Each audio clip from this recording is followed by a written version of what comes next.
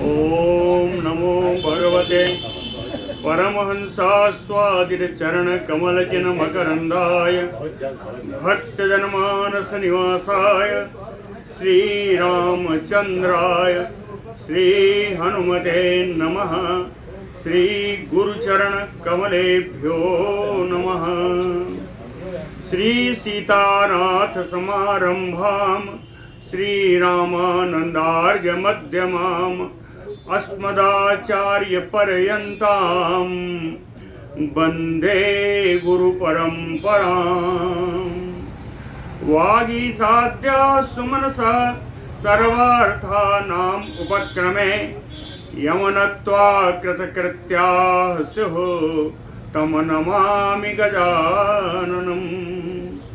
या कुन्देन्दुतुषारहारधवला या शुभ्रवस्त्रावृता या वीणावरदण्डमण्डितकरा या श्वेतपद्मासना या ब्रह्माच्युतशङ्करप्रभृतिभिः देवैः सदा वन्दिता सा मां पातु सरस्वती भगवती निःशेषजाड्यापः। नीलाम्बुजश्यामलकोमलाङ्गं सीतासमारोपितवामभागं पाणौ महासायकचारुचापं नमामि रामं रघुवंशनाथम्। नारायणं नमस्कृत्य नरं चैव नरोत्तमं देवीं सरस्वतीं व्यासं ततो जयमुदीरयेत्। सशङ्खचक्रं सकिरीटकुण्डलं सपीतवस्त्रं सरसीरुहेक्षणं सहारवक्षस्थलकौस्तुभप्रियं नमामि विष्णुं शिरसा चतुर्भुजम्।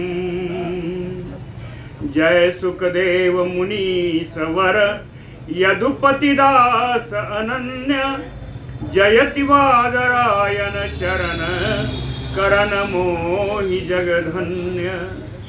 भक्ति भक्त भगवंत गुरु चतुर नाम बपु एक इनके पद वंदन किए नासै विघ्न अनेक।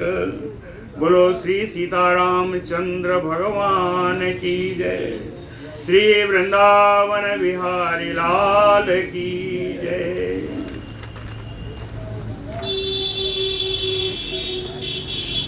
कल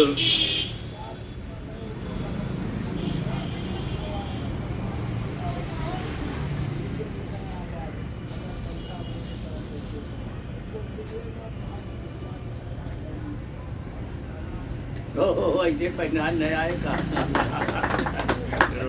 क्या ना, बहुत बहुत बढ़िया।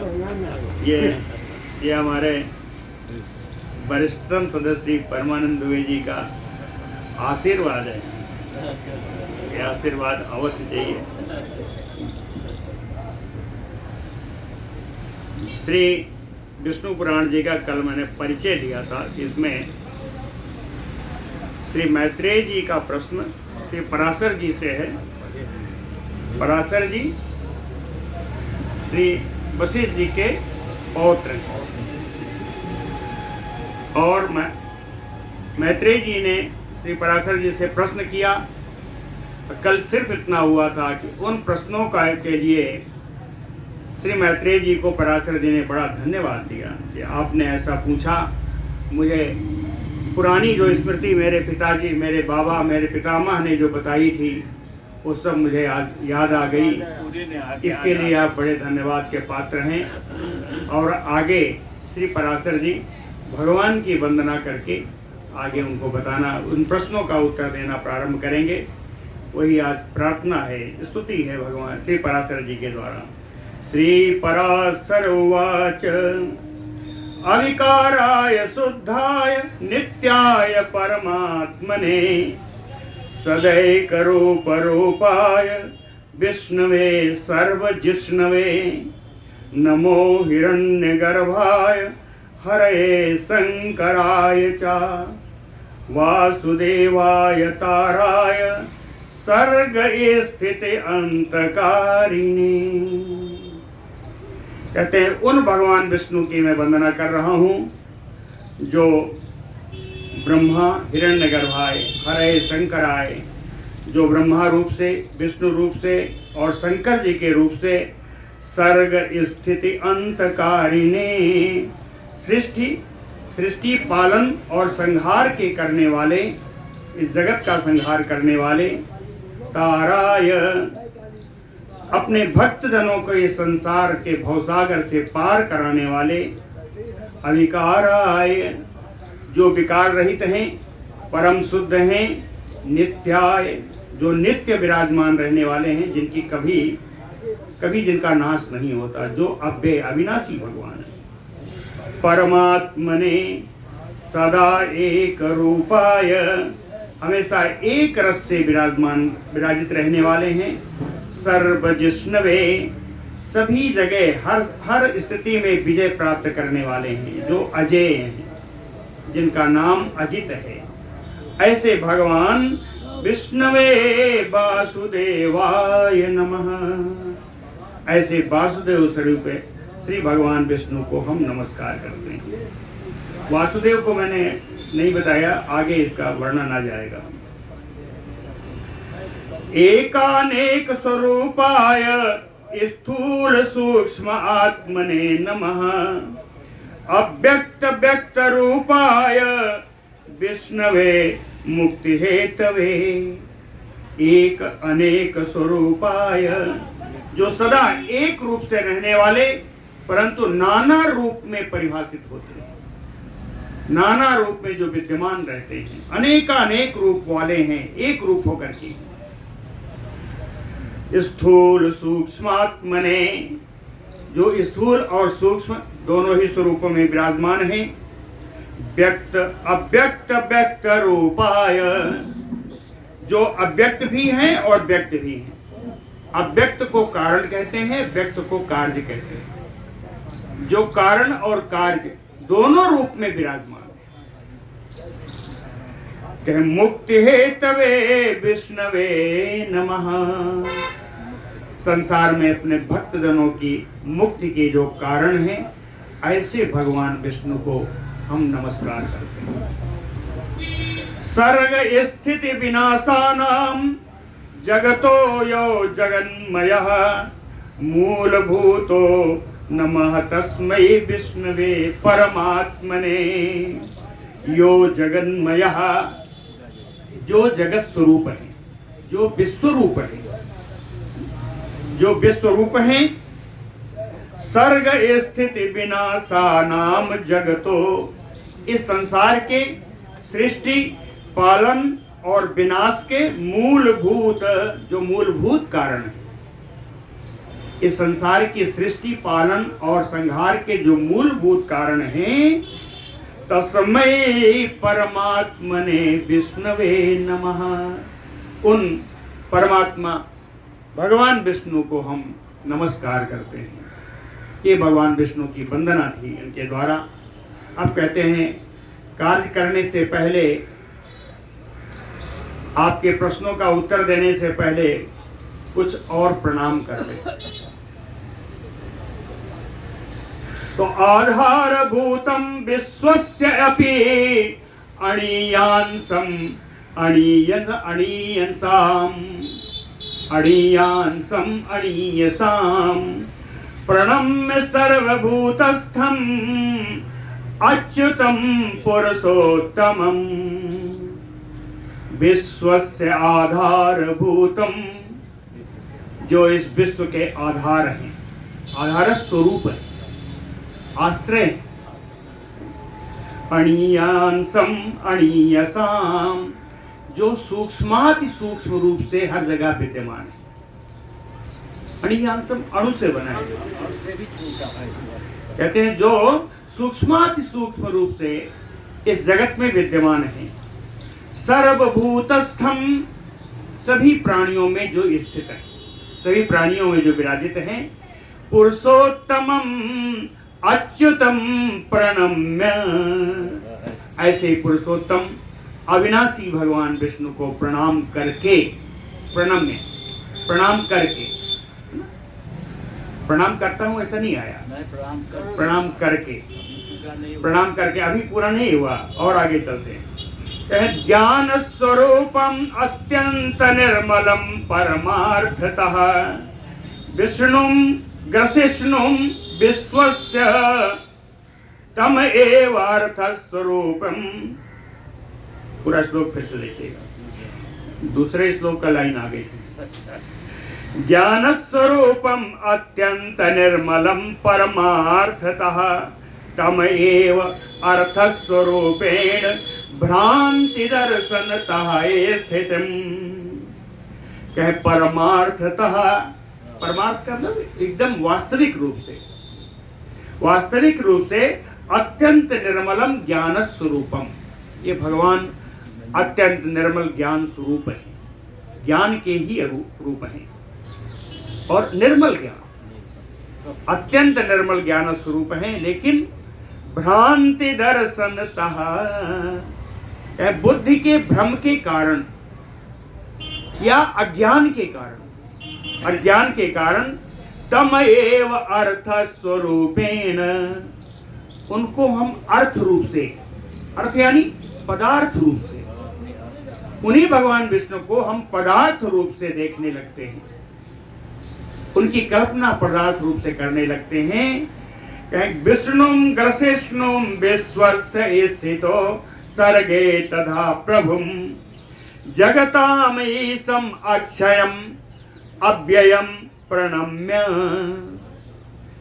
कहते हुए भगवान विष्णु जो सर्गे स्थितो विश्वस्य ग्रसिष्णुम, जो इस संसार के सृष्टि पालन, ग्रसिष्णु का संहार, ग्रास कर, ग्रास करने में जो हेतु हैं, उन भगवान को जगताम ईशम, जो पूरी त्रिलोकी के नाथ हैं, जगदीश्वर हैं, अजम जो अजन्मा हैं, अक्षय हैं, अव्यय हैं, अविनाशी हैं, तथा प्रभुम प्रणम्य, ऐसे प्रभु भगवान को प्रणाम करके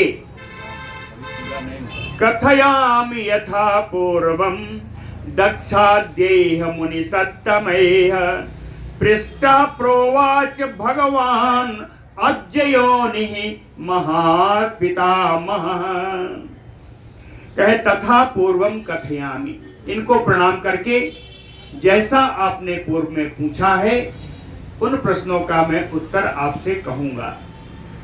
ये उत्तर का आधार क्या होगा?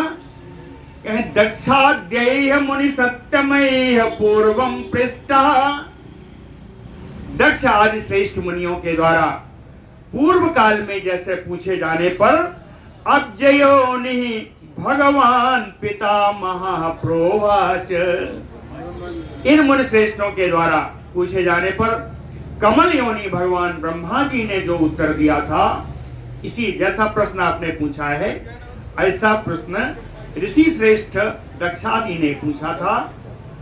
उनके पूछने पर ब्रह्मा जी ने जो उत्तर दिया था तत् कथयामि, वही मैं आपसे कहूंगा। पहले कौन कहा? कहे तैह चा उक्तम पुरकुत्साय भूभुजे नर्मदा तटे सारस्वताय तेन अपि मह्यम सारस्वतेन चा।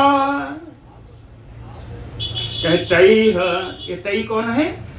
दक्षाद्येह मुनि सत्तमैह,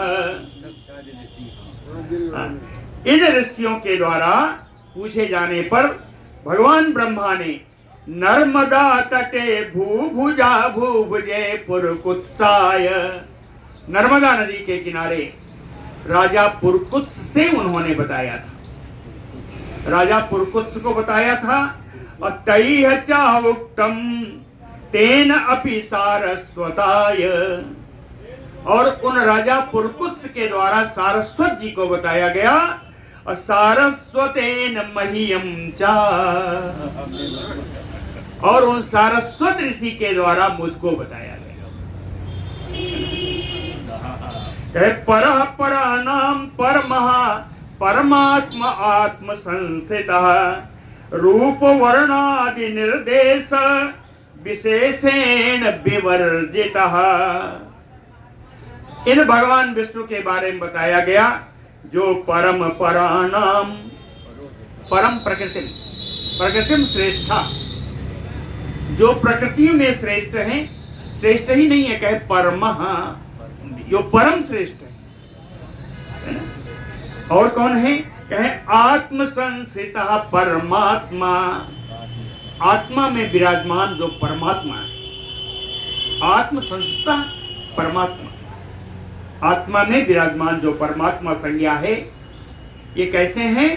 रूप वर्ण आदि निर्देश विशेषेण विवर्जिता, रूप वर्ण नाम आदि सारी विशेषणों से रहित है। ये अरूप है, अनाम है, कोई विशेषण इनमें काम नहीं करता। अपक्षय विनाशाभ्याम परिणाम अर्ध जन्म भी वर्जितः। कहें जो 6 गुण होते हैं किसी जीव के उत्पन्न होने से संहार तक 6 गुण आते हैं, वो क्या है? जन्म भी रिद्धि परिमाण, जन्म होता है, वृद्धि होती है, शरीर बढ़ता है, जरावस्था आती है, क्षय की ओर प्राप्त होते हैं, अंत में विनाश हो जाता है। कहें 6 स्थिति आती है, तो वही बताया कि अपक्षय विनाशाभ्याम परिणाम रिद्धि जन्म भी वर्जितः। जीव के इन 6 गुणों से, 6 क्रियाओं से भी रहित है। ना इनका जन्म है, ना इनका अंत है, अनादि है। तो कहें इन 6 गुणों से भी जो रहित हैं। शक्यते वक्तुम यह, कहते हैं जिनको सिर्फ ये कह सकते हैं सदा अस्ति इति केवलम, जिन परमात्मा के बारे में केवल विद्वान लोग ये कह सकते हैं कि अस्ति इति, ये विराजमान है, ये भगवान है। अस्ति इति, केवलम अस्ति इति वक्तुम शक्यते, केवल विद्यमान है इतना ही कह सकते हैं। और इनके रूप, इनके गुण, इनके जन्म, इनके किसी के बारे में आप कुछ भी बता नहीं सकते। केवलम अस्ति इति वक्तुम शक्यते, बड़ी बढ़िया बात है। केवल अस्ति, हाँ भगवान है, इतना ही कह सकते। जबकि सर्वत्र असौ समस्तम च बसति अत्र इति वैयतः, जबकि ये भगवान सर्वत्र विराजमान है और पूरा विश्व इन्हीं में विराजमान है। कहें कि सर्वत्र असौ, ये सब जगह विराजमान है, और समस्तम च बसति अत्र इति, और पूरा संसार इनमें ही निवास करता है। ततः सा विद्वद्भिः वासुदेव इति परिपठ्यते। अभी हमने बताया नहीं था कि वासुदेव के स्वयं आ जाएगा। कहते हैं चूंकि ये स्वयं हर जगह विराजमान है और पूरा विश्व इनमें विराजमान है, इसीलिए विद्वानों के द्वारा इनको वासुदेव कहा गया। जिनमें सब विराजमान है और जो हर जगह विराजमान है वही वासुदेव। ततः सा वासुदेव इति विद्वद्भिः परिपठ्यते। तत् ब्रह्म परमं नित्यं अजं अक्षयं अव्ययम् एक स्वरूपम तु सदा हेया भावात् निर्मलम्। नित्यम, जो भगवान हमेशा नित्य हैं, जिनका कभी नाश नहीं होता। अजम, जिनका कभी जन्म नहीं होता, जो अजन्मा है।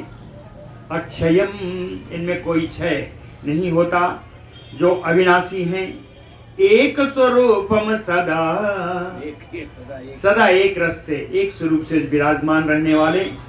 हे अभावात, हे अभावात, हे आदि गुणों का जिनमें अभाव है, जिनको कभी नहीं कहा जा सकता कि इनमें कोई खराबी है। हे गुण का अभाव होने के कारण, हे अभावात निर्मलम परमं ब्रह्म उच्यते, इनको परम निर्मल परब्रह्म कहा गया। तदेव सर्वम एव एतत् व्यक्त अव्यक्त स्वरूपवत तथा पुरुष रूपेण काल रूपेण च स्थितिम। कहे वही भगवान एक स्वरूप होकर के सर्वम एव एतत्, सब जगह विराजमान है, दो रूप से विराजमान है। कहे अव्यक्त रूप और व्यक्त रूप। पहले बताया व्यक्त कार्य है और अव्यक्त कारण है। कार्य कारण रूप से विराजमान भगवान कार्य रूप से रहते हैं तो पुरुष रूप से रहते हैं। जब कार्य व्यक्त रूप समाप्त होता है तो अव्यक्त रूप में आ जाते हैं और वो काल रूप से विराजमान हो जाते हैं। काल रूप से ये प्रलय काल में आते हैं। पुरुष रूप से रहते हैं, ये काल रूप में परिवर्तित हो जाते हैं। तथा पुरुष रूपेण काल रूपेण स्थितिम परस्य ब्रह्मणो रूपम पुरुषः प्रथमं द्विज। द्विजानी ब्राह्मण, ब्राह्मण मैत्रेय जी। पराशर जी कहते हैं मैत्रेय जी, ब्रह्मा जी का प्रथम रूप पुरुष रूप ही है। ब्रह्म भगवान विष्णु का, ब्रह्मणम ब्रह्मा जी का नहीं, ब्रह्म परब्रह्म भगवान विष्णु का प्रथमम पुरुषम रूपम, प्रथम रूप इनका पुरुष रूप है ना। व्यक्ता व्यक्ते तथैव अन्य रूपे कला तथा परम। और ये व्यक्त अव्यक्त दो रूप में विभाजित होकर के कालांतर में किसी और अन्य के प्रभाव से एक काल रूप में परिवर्तित हो जाते हैं।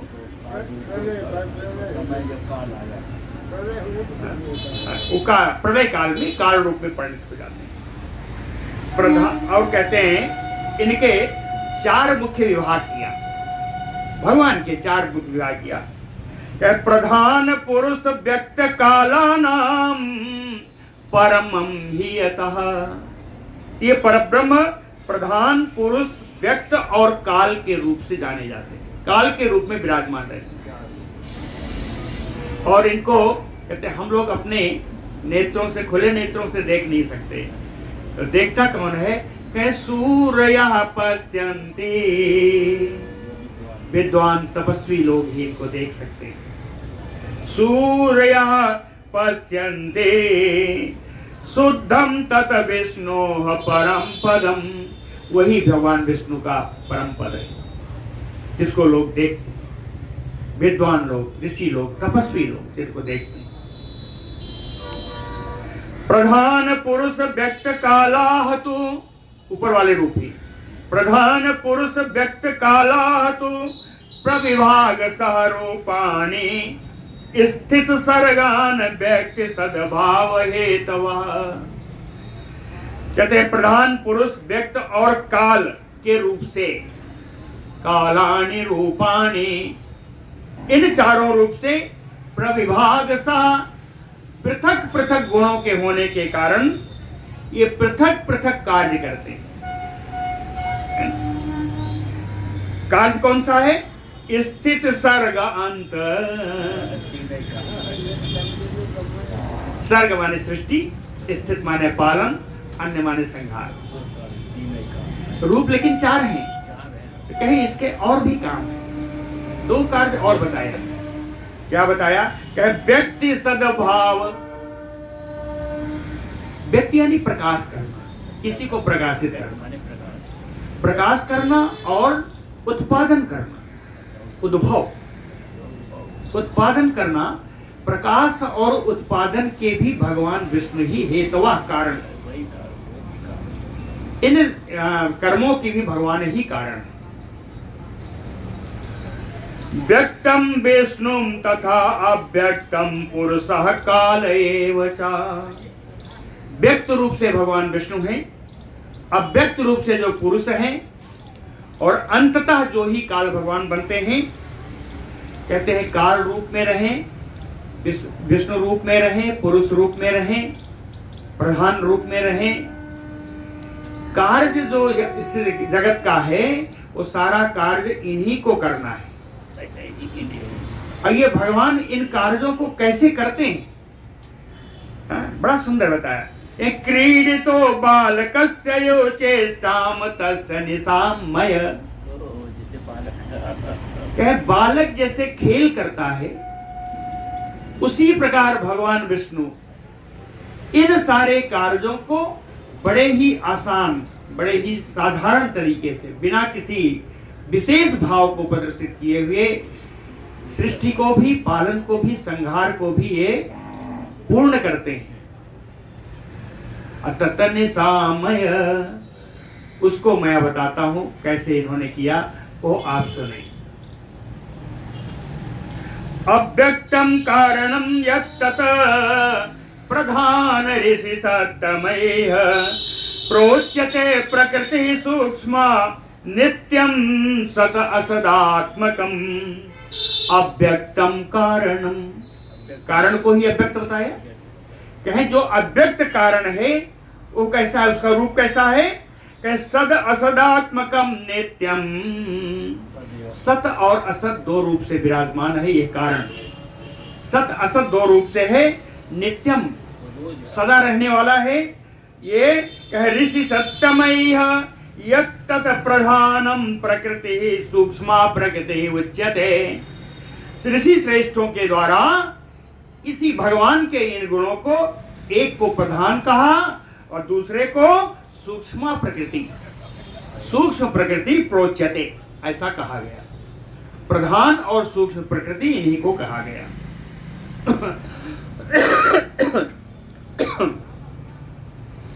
अक्षयम न अन्यत आधारम अमेयम अजरम ध्रुवम शब्द स्पर्श विहीनम ततरूपाभि असंहितम। ये भगवान अक्षय हैं, जिनका कभी नाश नहीं होता। ना अन्यत आधारम, इनका कोई आधार भी नहीं है। अमेयम, ये अनुपमेय है, इनकी कोई तुलना नहीं। अजरम, कभी वृद्धावस्था को प्राप्त नहीं होते, अजर। ध्रुवम, ये निश्चित है, निश्चल भाव से, है ना। शब्द स्पर्श विहीनम, पंचभूतों के जो तन्मात्राओं के जो गुण हैं, शब्द स्पर्श आदि, उन गुणों से भी रहित है। शब्द स्पर्श आदि से रहित हैं। दूसरे जो भूत हैं उनके भी जो गुण हैं, रूप आदि, ततरूपादि भी असंगेतम, रूप आदि से भी ये रहित है।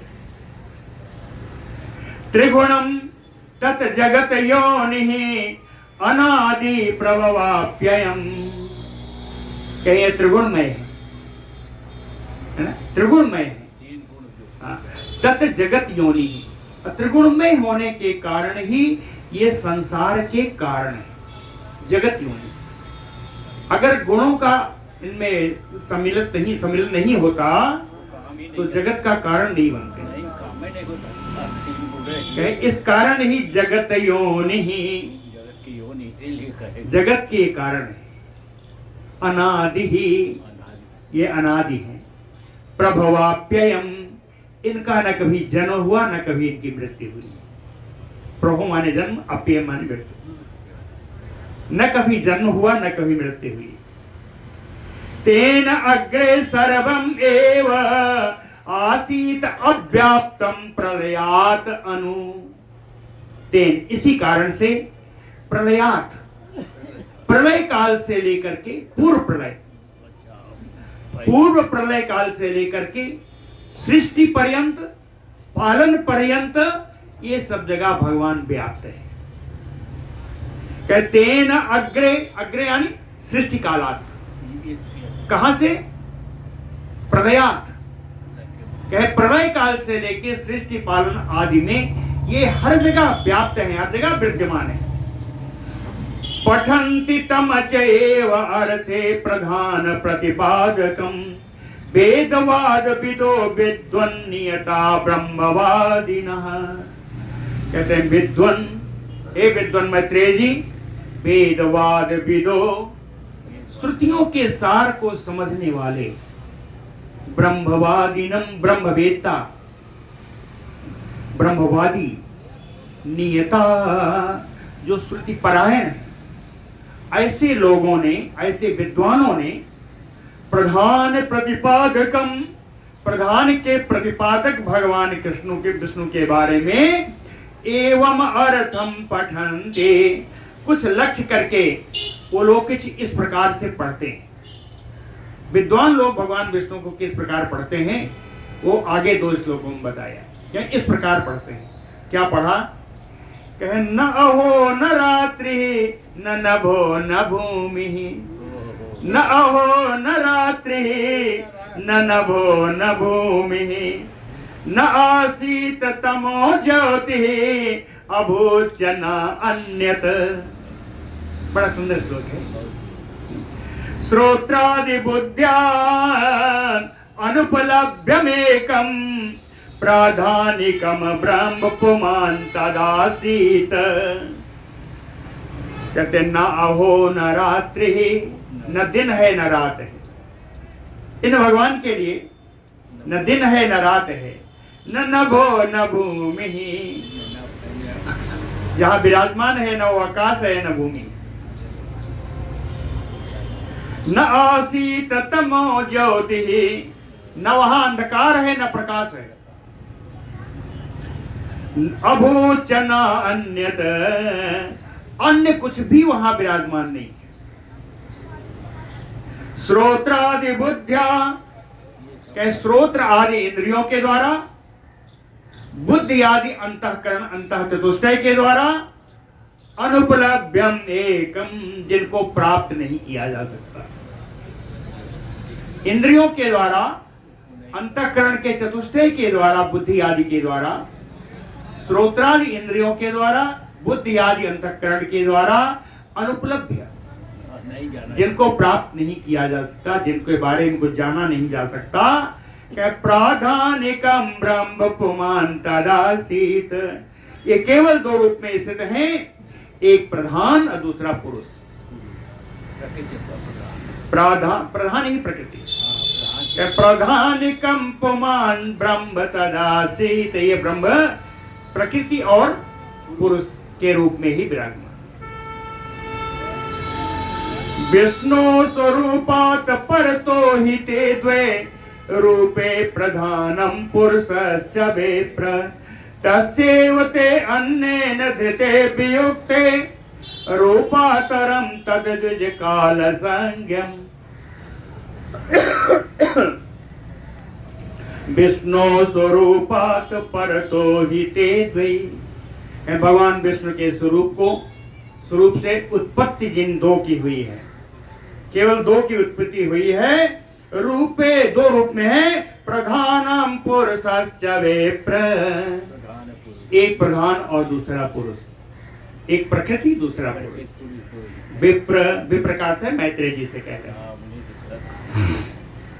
तस्यैव ते अन्येन धृते वियुक्ते, और अन्य शक्ति के द्वारा ये प्रकृति और पुरुष धृते वियुक्ते, कभी एक हो जाते हैं, कभी वियुक्त हो जाते हैं, अलग हो जाते हैं।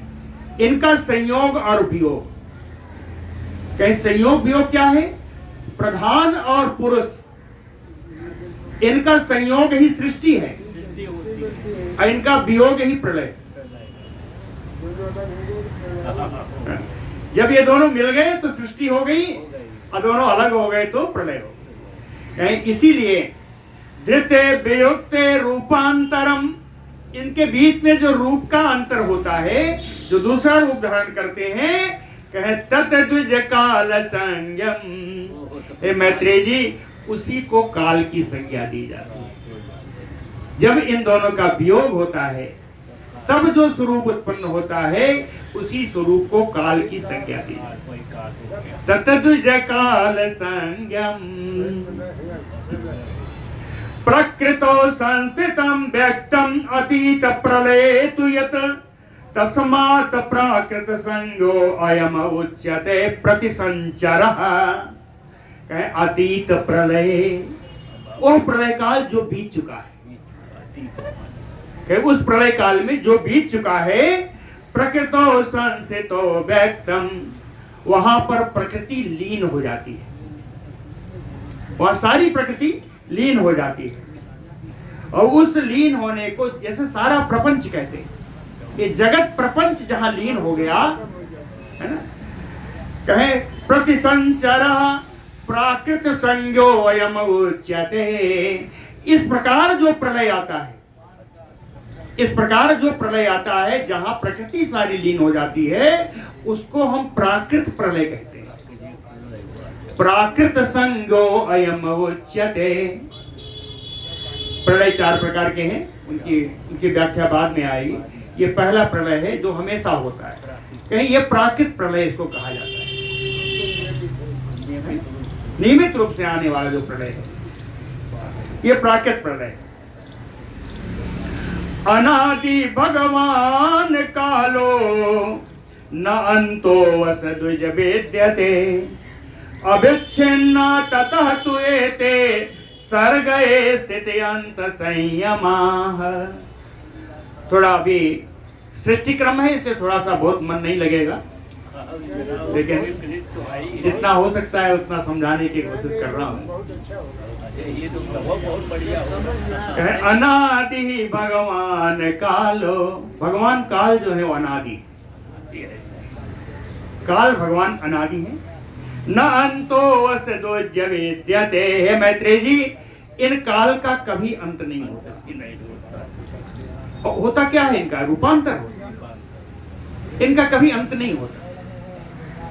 इसीलिए सर्गये स्थिति अंत संयमाः अभिच्छन्ना ततः वर्तते। इसलिए इस विश्व की सृष्टि, विश्व का पालन, कर रहे हो वो अनुभव पर बोल भैया। जाओ ठीक है।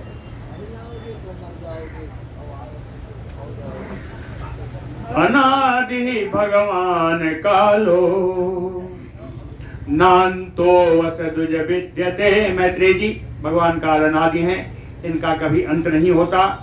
जब अंत नहीं होगा तो ये अपना कार्य करते रहेंगे। इसलिए इस जगत की सृष्टि, जगत का पालन, जगत का संहार, यह अविच्छिन्न रूप से चलता रहता है। कहे हर प्रलय के बाद दूसरी सृष्टि समयानुसार आनी है, और यह कालक्रम है, यह चलता रहता है, क्योंकि भगवान का अंत नहीं है जिसको इन्हें करना है। भगवान विष्णु के ही ये सारे रूप हैं जिनको ये करते हैं। तो भगवान विष्णु अगर अनादि हैं, अनंत हैं, तो सृष्टि क्रम भी अनादि और अनंत है, ये चलता है अविच्छिन्न रूप से। अभ्युच्छिन्ना ततः तु एते सर्गये स्थिति अंत संयमाः गुण साम्ये ततः तस्मिन् पृथक् पुंस व्यवस्थिते कालस्वरूपम तद विष्णु मैत्रेय परिवर्तते। कहते हैं मैत्रेय जी, विष्णु तस्मिन् गुण साम्ये ततः तस्मिन्, जब गुण की साम्यता आ जाती है ना, गुण की साम्यता आ जाती है, यानी प्रधान प्रकृति दोनों जब मिल जाते हैं, गुण साम्ये ततः तस्मिन् पृथक, और जब ये अलग होते हैं पुंस व्यवस्थित है, तो केवल पुरुष रह जाता है, पुरुष रह जाता है। और वो पुरुष कैसा होगा, कहे काल स्वरूपम परिवर्तते, वो पुरुष काल रूप में परिवर्तित हो जाता है। यही प्रलय की स्थिति है, यह प्रलय की स्थिति है। काल ही रह जाता, प्रकृति खत्म हो जाती है, पुरुष रूप से केवल विराजमान रह जाते हैं और काल स्वरूप में परिवर्तित हो जाते हैं, और यह प्रलय आती है।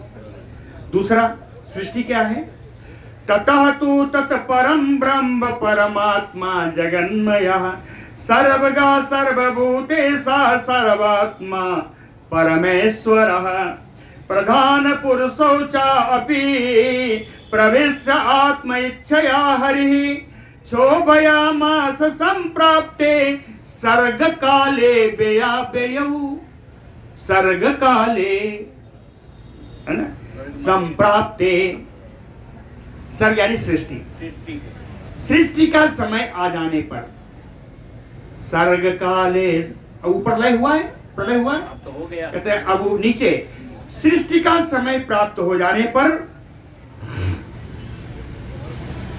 तत्परम ब्रह्म परमात्मा जगन्मय पर ब्रह्म परमात्मा उस समय विश्व रूप हो जाते हैं। सृष्टि का समय आने पर परमात्मा ही विश्व रूप धारण करते हैं, जगत विश्व रूप धारण करते हैं। उस समय वो सर्वगह हर जगह विराजमान होने रहने वाले हो जाते हैं।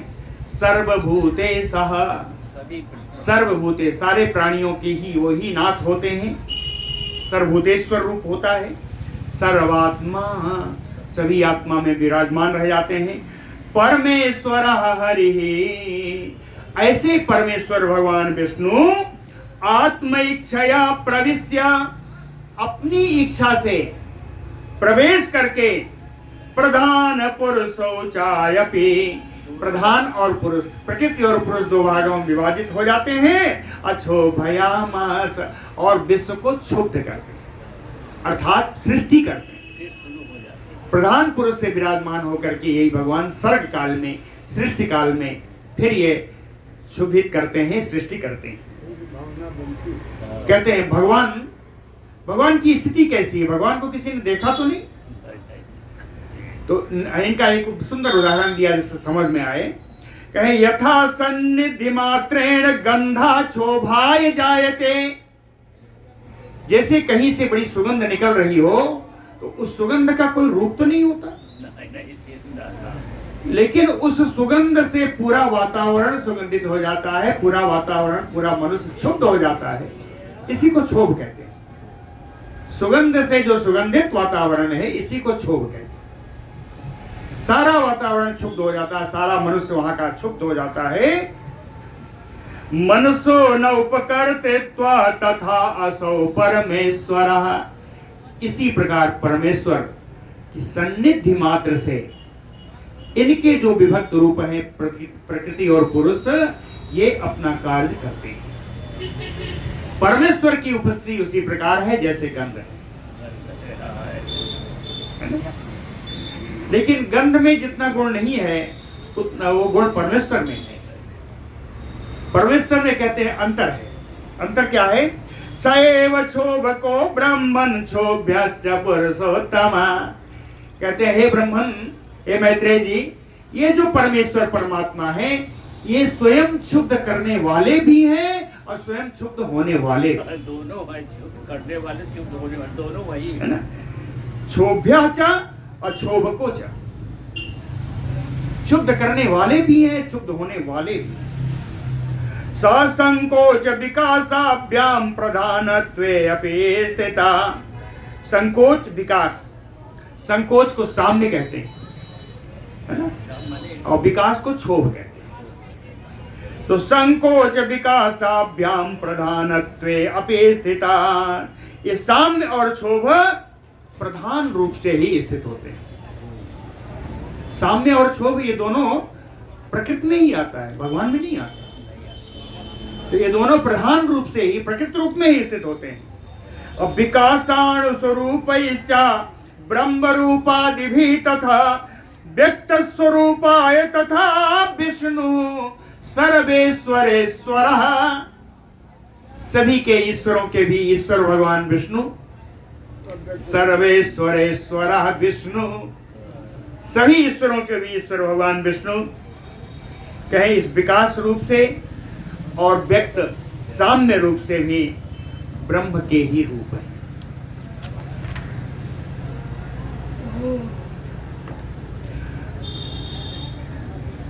गुण साम्यात् ततः तस्मात् क्षेत्रज्ञातिष्ठात् मुने गुण व्यंजन संभूते सर्ग काले दुजोत्तम सर्ग काले। कहते हैं ब्राह्मण श्रेष्ठ मैत्रेय जी, सर्ग काल के प्राप्त होने पर गुण साम्यार्थ, गुण का साम्यावस्था रूप यह जो प्रकृति क्षेत्रज्ञात अधिष्ठान, जब भगवान विष्णु क्षेत्रज्ञ के रूप में वहां उपस्थित होते हैं तो कहें गुण व्यंजन समृद्धि, गुण व्यंजन की उत्पत्ति होती है। गुण व्यंजन को ही महत् तत्व कहते हैं। हाँ, यही भगवान की कृपा से ही महत् तत्व की उत्पत्ति होती है। प्रधान तत्वम उद्भूतम महांतम तत्समावृणोत। और जो प्रधान तत्व है पहले से जो विराजमान है, उद्भूतम महांतम, उत्पन्न हुए इस महत् तत्व के गुण को, महत् तत्व को समावृणोत, चारों ओर से ढक करके बैठ जाता है। पहले से जो उपस्थित प्रधान है वो इस उत्पन्न महत् तत्व को भी चारों तरफ से घेर करके बैठ जाता है। महत् तत्व को प्रधान रूप चारों तरफ से घेर लेता है। और प्रधान तत्वोद्भूत सात्विको राजसा तामसा त्रिधामान। घेर लेने पर यह महत् तत्व 3 भागों में विभाजित हो जाता है। महत् तत्व 3 भागों में, एक सात्विक महत् तत्व, दूसरा राजस महत् तत्व, तीसरा तामस महत्। सात्विक, राजस और तामस भेद से ये महत् तत्व 3 प्रकार का हो जाता है। प्रधान तत्वेन समम त्वचा बीजम युवावृतम। कहे प्रधान तत्वेन, प्रधान तत्व के द्वारा ये महत् तत्व किस प्रकार ढका रहता है, इसका उदाहरण दिया। किस प्रकार ढका रहता है? कहे समम त्वचा बीजम युवावृतम। जैसे एक छोटा सा बीज चारों तरफ अपने आवरण से, छिलके से ढका होता है। बीज जिस प्रकार छिलके से ढका होता है और ढके होने के कारण ही उस बीज में विकार उत्पन्न होता है और पौधा उत्पन्न होता है ना। ढके होने के कारण ही, अगर बीज खुल जाएगा तो क्या बीज बोएंगे तो जमेगा? नहीं जमेगा। तो कहे इसी प्रकार प्रधान रूप से जब इस महत् तत्व को ढक लेता है पूरा, तो वैकारिका तेजसा भूतादि चैव तामसा। तो ये वैकारिक, तेजस और तामस अहंकार उत्पन्न होते। इन महत् तत्व से 3 प्रकार के महत् तत्व हुए, इन 3 प्रकार से 3 प्रकार के अहंकार उत्पन्न होते। इन अहंकारों की वही संज्ञा है। वैकारिक, वैकारिक यानी सात्विक, तेजस, तेजस यानी राजस, और भूतादि यानी तामस। ये तामस 3 प्रकार के अहंकार उत्पन्न होते हैं।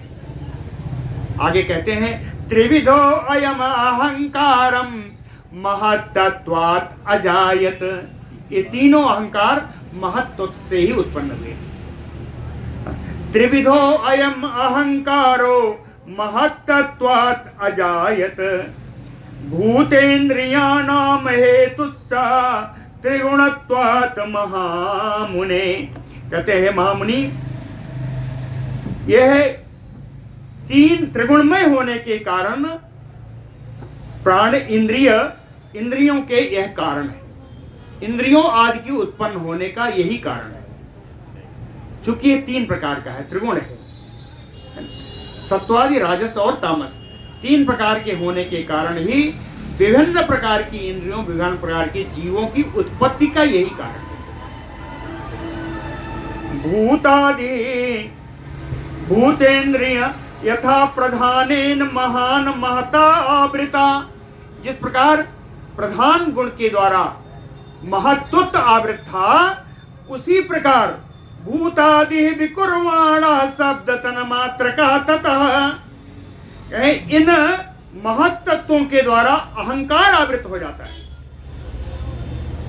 पहले महत्त्व है ना 3 प्रकार के, तो ये 3 प्रकार के महत्त्व से 3 प्रकार के अहंकार की उत्पत्ति हुई।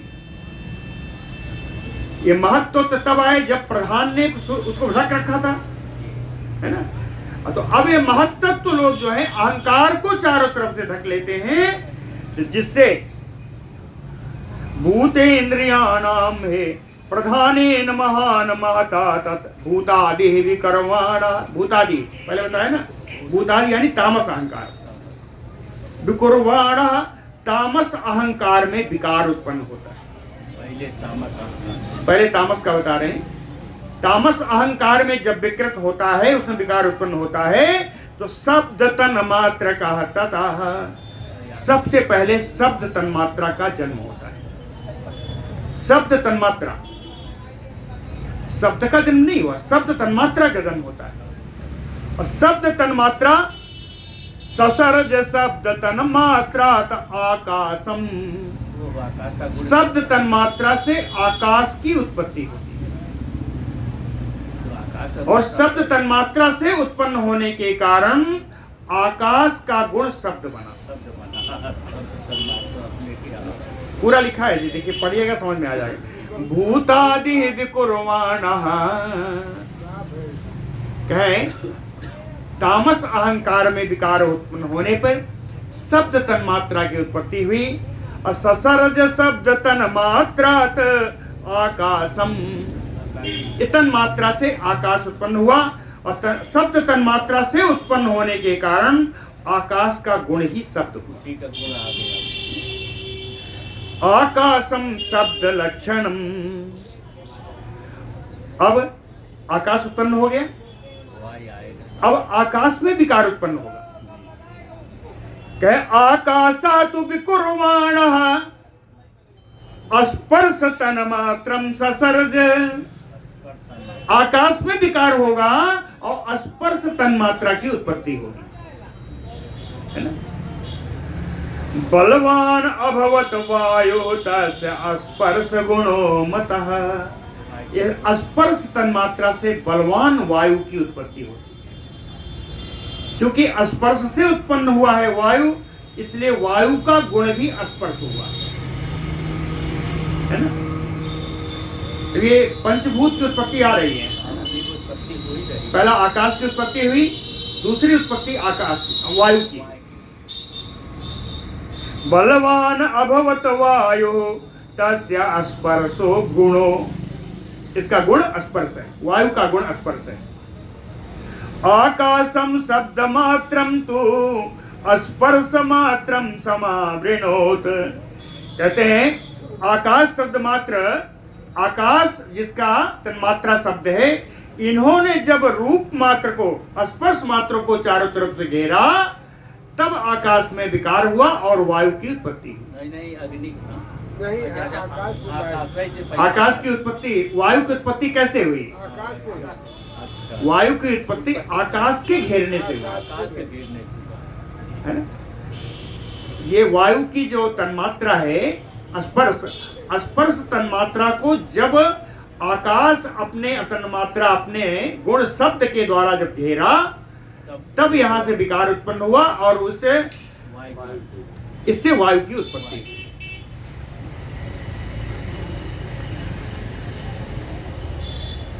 आकाशम शब्द मात्रम तो स्पर्श मात्रम समावृणोत ततः, अब वायु विकर्वाणो रूप मात्रम ससर्ज, वायु में विकार उत्पन्न हुआ, इससे रूप तन्मात्रा उत्पन्न हुई, रूप तन्मात्रा उत्पन्न हुई। तो ज्योति उत्पद्यते वायो तदरूप गुणमुच्यते, ज्योति अग्नि, रूप से, रूप तन्मात्रा से अग्नि की उत्पत्ति। ज्योति उत्पद्यते वायो तदरूप गुणमुच्यते, इसलिए अग्नि का गुण रूप हुआ, अग्नि का गुण रूप हुआ, वायु का स्पर्श है। लेकिन वायु और उनकी तन्मात्रा स्पर्श के ढकने पर इसकी उत्पत्ति हुई।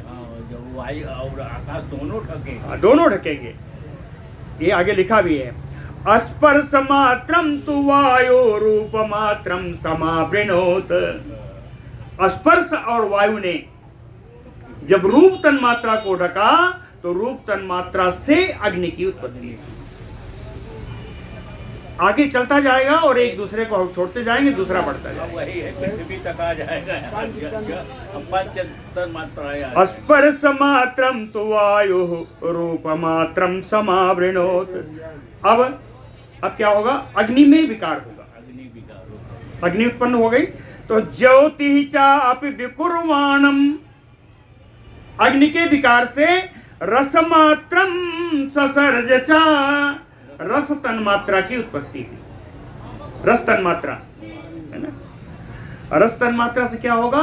कह संभवंति ततो अंभांसी, जिसने जल की उत्पत्ति की, रसधाराणि तानि चा, और इस जल का गुण रस हुआ। रस हुआ, जल का गुण रस हुआ। जैसे वायु का स्पर्श, अग्नि का तेज, अग्नि का रूप, अग्नि का रूप। उसी प्रकार जल का जो गुण है वो रस है ना? रस हुआ। ये कैसे आएगा? इसके पहले वाले को देखिए, जल के पहले वाले। तीनों घेरेंगे तब। तीनों नहीं घेरेंगे, इसके ऊपर वाला। अच्छा, वो सिर्फ अग्नि, एक दूसरे में एक दूसरे का गुण विराजित होता चला जाएगा, ये सब मिलते चले जाएंगे। हाँ, तो अग्नि आएगा तब जो है। हाँ, तो विकुर्वाणान रसमात्राणि च अंभांसि रूपमात्रम समावृणोत। यह आवृणोत इसने क्या किया है ना। विकुर्वाणान च अंभांसि, अब जल में विकार हुआ। जल में विकार हुआ। अंभांसि, जो जल उत्पन्न हुआ है उस जल में विकार हुआ। विकुर्वाणांसि अंभांसि गंध मात्रम ससर्जिरे, गंध तन्मात्रा की उत्पत्ति की। गंध तन्मात्रा क्या करेगा? कह संगातो जायते तस्मास तत्य गंधो गुणो भवेत। कहते हैं इनके संघात से पृथ्वी की उत्पत्ति हुई, और पृथ्वी का चूंकि ये गंध तन्मात्र से उत्पन्न हुई, इसलिए पृथ्वी का गुण गंध हुआ। तस्मिन् तस्मिन् तन्मात्रम तेन तत तन्मात्रता स्मृता।